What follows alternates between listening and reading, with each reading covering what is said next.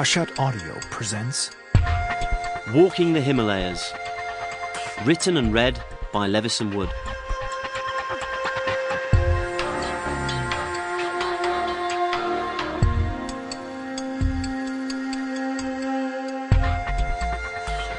Chapter 1.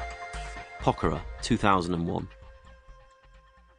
Without warning, a man burst into the internet cafe, pulling down the shutters behind him and plunging us into near darkness.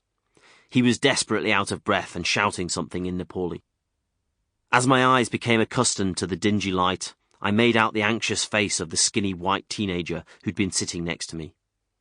Clearly just out of school, and on his first solo trip abroad, his loneliness all too apparent, he was now trembling.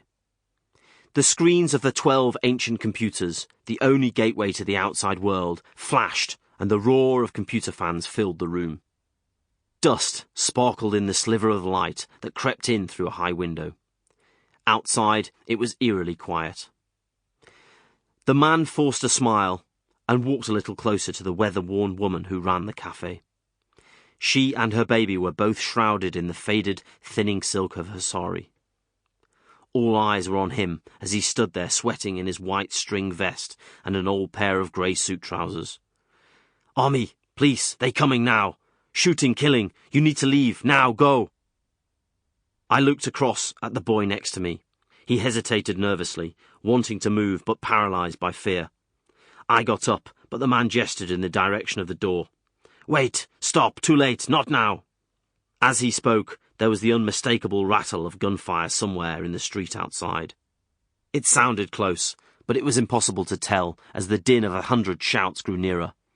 I had no idea if it was the police or the army or just another angry mob. "Riots," whispered the man. "Stay here for now. Too dangerous outside." I tiptoed towards the front window and peered through a crack in the shutter. The noise outside was deafening. I couldn't see much in the blinding sunlight, except people shuffling past.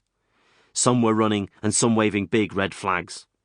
"Who are they?" I asked the man, who was busy attempting to reassure the nervous mother. The child remained fast asleep. "Protesters. They no like government. Maoists." I'd heard about the Maoists when I arrived in Nepal just a week earlier. There was already a curfew in the streets after 9 o'clock in the evening, but most people in Kathmandu seemed to pay lip service to it, particularly in the backpacker enclave of Tamil. I certainly had. Sample complete. Ready to continue?